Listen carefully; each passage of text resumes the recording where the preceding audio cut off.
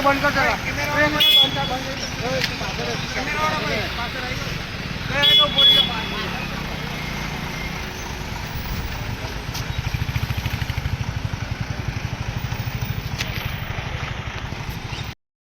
જોયા વગર ડાયરેક્ટ ના બોલશો ને બધું નામ બદનામ ના કરશો. પહેલી છેલ્લી વાત એ. બીજી વાત એ કે આપણે જે ફાયર સેફ્ટી રાખ્યા છે તેની શાની માટે રાખ્યા છે? ફાયર સેફ્ટી માટે રાખ્યા છે કે માણસને લાશ કાઢવા માટે રાખ્યા છે? ખાલી માણસ જીવતો તો મેં જાતે ત્યાં હતો, એમને કીધું કે ભાઈ અહીંયા છે બચાવો, એને કોઈ બચાવવા નહોતું, કૂદ્યું જ નહીં. મેં એમને ચોખ્ખું કહેતો હતો કે અહીંયા છે કૂદો, એક જણ કૂદશો તો બહાર નીકળી જશે અને જીવી જશે, પણ કોઈ કૂદ્યું નહોતું. બીજી વસ્તુ કે કશું આવ્યું નહોતું, બોટ બી આવતા એમને અડધો પોણો કલાક કર્યો છે, બોટ આવી નથી. ત્રીજી વસ્તુ કે એમની પાસે રિંગ કશું નહીં, ખાલી બેટરી લઈને આવે ને કે અમે ચેક કરીશું પછી જે વસ્તુ થશે, બેટરીથી કોઈ ના થાય.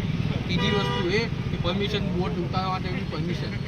પ્લસ મેં બતાવતો હતો કે અહીંયા જ મારો ફ્રેન્ડ છે, તમે સમજો એક જણ કોઈ ઉતરી જાઓ, કોઈ ઉતરવા રાજી નહીં.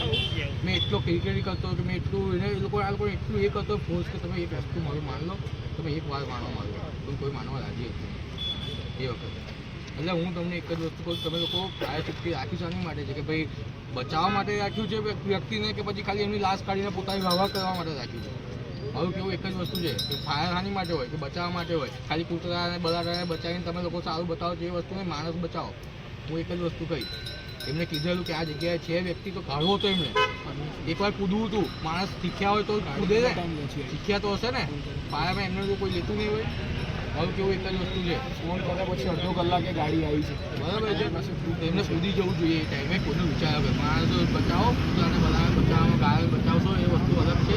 પહેલાં માણસ જે વ્યક્તિ બધું તંત્ર ચાલતું હોય જેના પર એ વ્યક્તિને બચાવો. ના મમ્મી અત્યારે ક્રિટિકલ કન્ડિશન છે એની મમ્મીની, કે રાજસ્થાન હતા, એના મમ્મી 3 મહિનાથી એ છોકરો મળ્યો નહોતો, એ છોકરો 3 મહિનાથી મળ્યો નહોતો એમના મમ્મીને, અને અત્યારે આ વસ્તુ એની મમ્મી ત્યાં રાજસ્થાન રહે છે.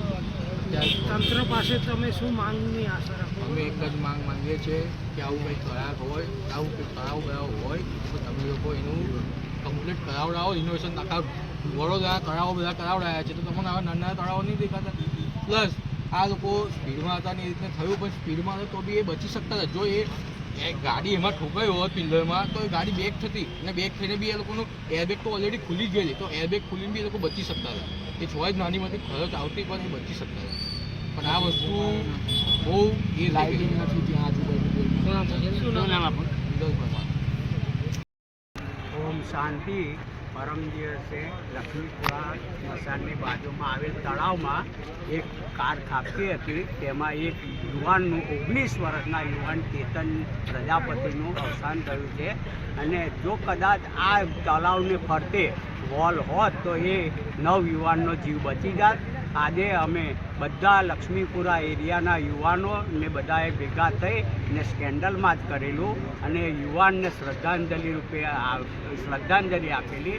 જો કોર્પોરેશને આ વોલ કે ફેન્સિંગ રાખી હોત તો યુવાન બચી ગયો હોત અને અંદર કાર છે તે ખાબકી ના હોત.